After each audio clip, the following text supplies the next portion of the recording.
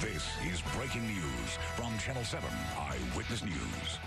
And we do have two stories breaking right now. The first one is in Newark, New Jersey. One person just taken into custody after a police chase that ended in a neighborhood. We will have a live report from Newscapter 7 in just a moment. But first, we've learned just in the last hour that WikiLeaks founder Julian Assange was arrested at the Ecuadorian embassy in London, and we just got more information about the arrest.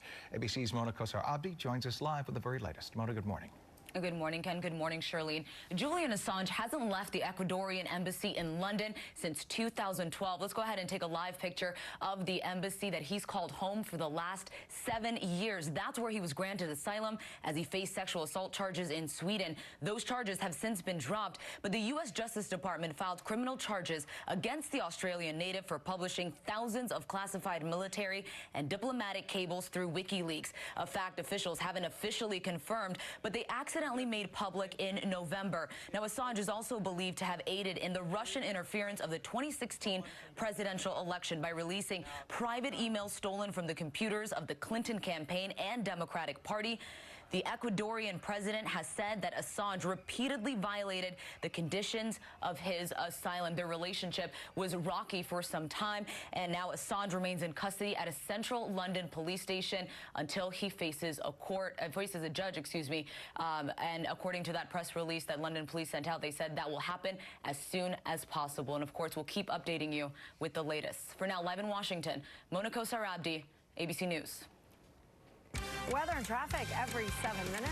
6:31 is the time. Good morning, everybody. Meteorologist Amy Freeze here. Sun's just up and looking out over well, we can see all the way 59th Street Bridge. Visibility is good. We have some clouds around, but a nice little pink hue over the buildings. Main headline here is it's colder this morning. 40 degrees right now in the city, and looking out onto Long Island, temperatures are in the mid to upper 30s. The exception, West Hampton, is at 28 degrees right now. Across the Sound, we've got Norwalk at 37, Danbury below freezing at 31 degrees. North and west, we have some temperatures that are in the low 30s in the higher elevations of the northern counties. We've got 39 for Newark. Bottom line here is we're 8 to 10 degrees colder than we were yesterday at this time. So bundle up. Make sure you have the coats with you this morning. And we'll just not double cross, but single cross today for some sun breaks that'll push our temperatures into the mid 50s. I think that's as warm as we can get. By the lunch hour, we'll be in the upper 40s, but hoping for a high of 56 in New York City today. We'll have much more. I'll have the AccuWeather 7-day forecast in just a few minutes. Right now, the latest on the roads and the rails. Heather, it's got the commute. And let's talk about what's happening here on the Southern State Parkway, Belt Parkway. This is right near the Cross Island Parkway. Only the left lane is open, and traffic is just jam-packed as you make your way into that area, understandably, since only one lane is getting by. So this is right near Fletcher Avenue. Delays go back to at least exit 17, which is Hempstead Avenue. And then we're looking at the Belt Parkway westbound right near Merrick Boulevard. So this is the map. This will show you where the accident is. So you have those extensive delays coming off the Southern State Parkway onto the Belt Parkway where that crash is. And it's still being cleared away. So it's going to take you over an hour to get them from the Southern State, from the Meadowbrook onto the Belt to the Verrazano Bridge. Big messes there. And our street cleaning rules are in effect for Ken, over to you. Heather, thank you. At 6:32, now to more breaking news. One person in custody after police chase in Newark. We get an update now from John Del Giorno overhead in Newscapter 7. John?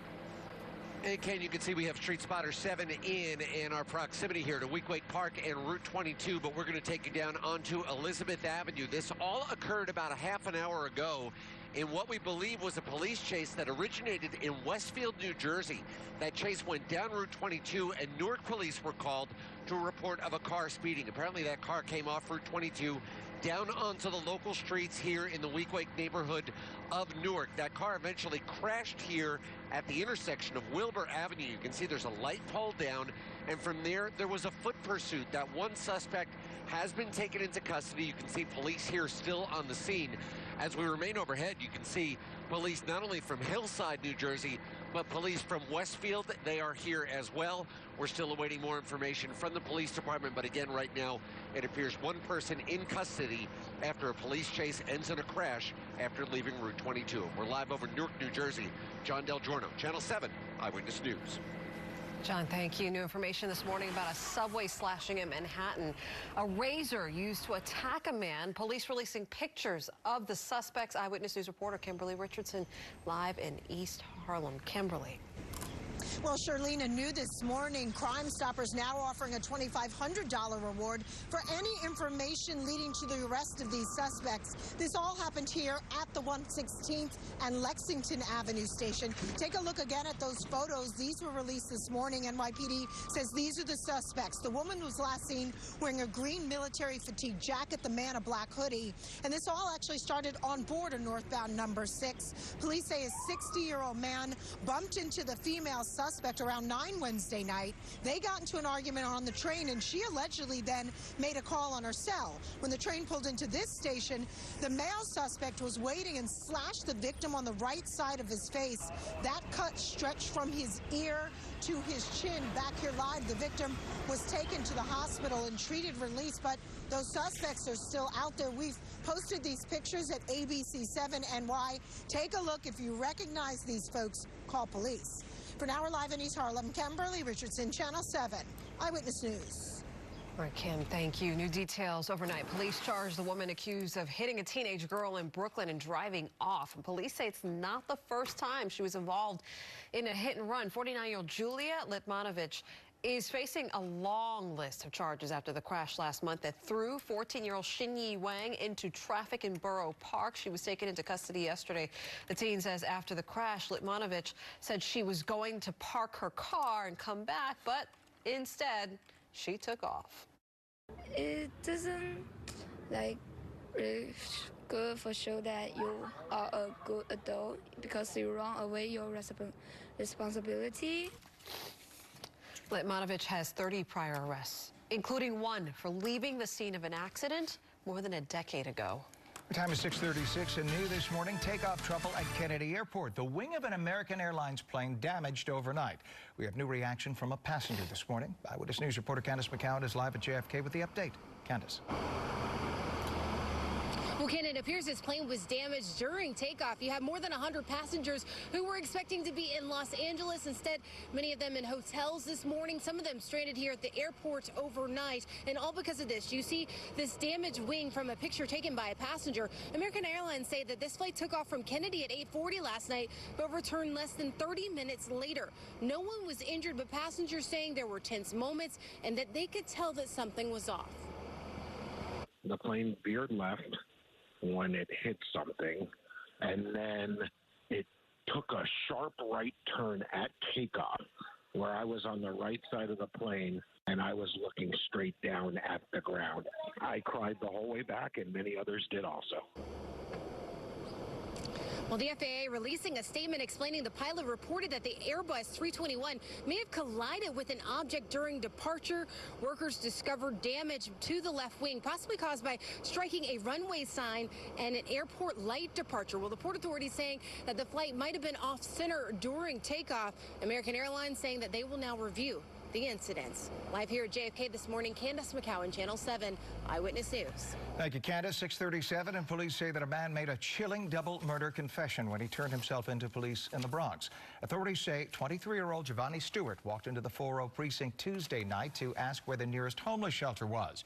While talking with officers, they say Stewart happened to mention that he shot and killed 2 people last June in Miami Gardens. That's just north of Miami. Detectives confirmed a warrant was out for his arrest. 638 Orthodox Jews in Brooklyn are fighting back in court against Mayor de Blasio's order to get measles vaccinations. Attorneys say they are filing suit over the mayor's order to fine parents in 4 zip codes if they don't get their children vaccinated. The argument will be that this is a civil rights violation.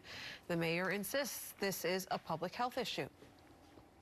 Meanwhile, the outbreak spreading to Westchester County, where a measles cluster has been discovered in an Orthodox Jewish community in Mount Kisco. 8 children have gotten sick, 6 from the same family, 2 of them hospitalized.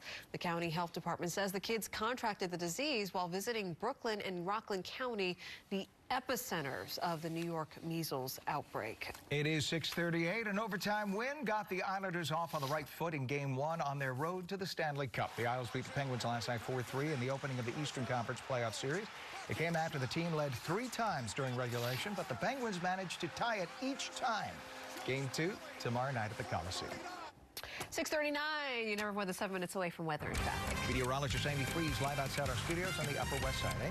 Ken, Charlene, it's chilly out here. Temperatures are as much as 10 degrees colder than they were yesterday morning at the same time, so you definitely need the coat today.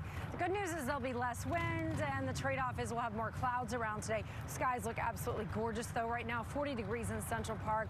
What a beautiful start to the morning. We're going with low 40s here for the boroughs. Some upper 30s still hanging on across parts of the area.